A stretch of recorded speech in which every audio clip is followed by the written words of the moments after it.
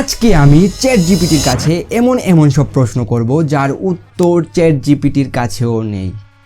By the way, chat GPT কিন্তু এখন বাংলায়ও কথা বলতে পারে, শুধু একটু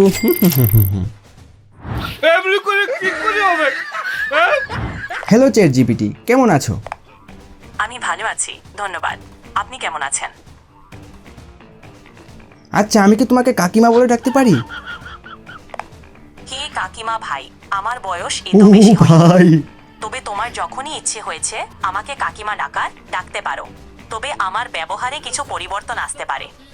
ভাই, এআই হলে কি হয়েছে, সেন্স অফ হিউমার একেবারে মানুষের মতো ভাই। আচ্ছা কাকিমা, সালমান খান বিয়ে কবে করছে তুমি কি কিছু জানো?